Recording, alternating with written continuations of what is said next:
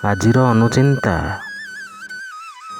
ପୂଜାରେ ତମ୍ବା ବାସନ ବ୍ୟବହାର କଲେ ଶୁଭ ଫଳ ମିଳିଥାଏ ଓ ସୂର୍ଯ୍ୟଙ୍କୁ ଜଳ ଅର୍ଘ୍ୟ କରିବା ବେଳେ ହାତରେ ତମ୍ବା ମୁଦି ପିନ୍ଧି ଓ ତମ୍ବା ପାତ୍ରିରେ ଜଳ ଦେଲେ ବହୁତ ଶୁଭ ହୋଇଥାଏ।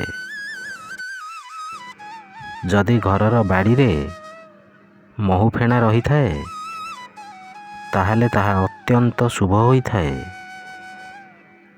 ପ୍ରାୟତଃ ଅଧିକାଂଶ ଘରେ ପ୍ଲାଷ୍ଟିକ୍ ଡବାରେ ଲୁଣକୁ ରଖନ୍ତି, କିନ୍ତୁ କାଚ ପାତ୍ରରେ ଲୁଣ ରଖିଲେ ଶୁଭ ହୋଇଥାଏ।